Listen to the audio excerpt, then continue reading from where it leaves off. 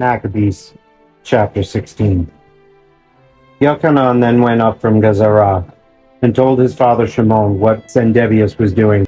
Shimon called his two oldest sons, Yehuda and Yochanan, and said to them, I and my brothers and my father's house have fought the wars of Israel from our youth until today, and many times we succeeded in saving Israel.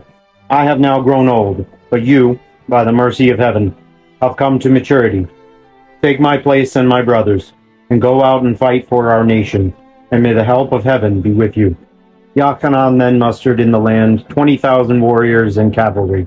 Setting out against Sendebius, they spent the night at Modin, rose early, and marched into the plain. There, facing them, was an immense army of foot soldiers and cavalry, and between the two armies was a wadi. Yochanan and his people took their position against the enemy.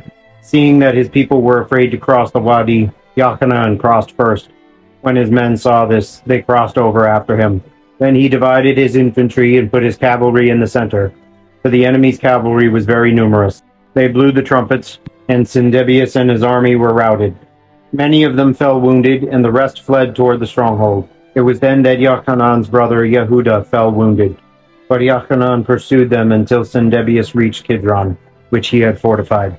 Some took refuge in the towers on the plain of Azotus, but Yochanan set fire to these, and about 2,000 of the enemy perished. He then returned to Yehuda in peace. Ptolemy, son of Abubus, had been appointed governor of the plain of Jericho, and had much silver and gold, being the son-in-law of the Kohen Gadol. But his heart became proud, and he was determined to get control of the country. So he made treacherous plans to do away with Shimon and his sons.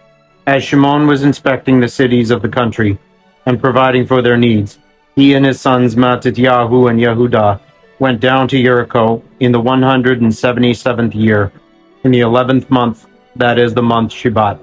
The son of Abubus gave them a deceitful welcome in the little stronghold called Doth, which he had built. He served them a sumptuous banquet, but he had his men hidden there. Then, when Shimon and his sons were drunk, Ptolemy and his men sprang up, weapons in hand, rushed upon Shimon in the banquet hall, and killed him, his two sons, and some of his servants. By this vicious act of treachery he repaid excellence with evil. Then Ptolemy wrote a report and sent it to the king, asking him to send troops to help him, and to turn over to him their country and its cities. He sent other men to Gezerah to do away with Yochanan. To the army officers he sent letters inviting them to come to him, so that he might present them with silver, gold, and gifts. He also sent others to seize Jerusalem and the Temple Mount.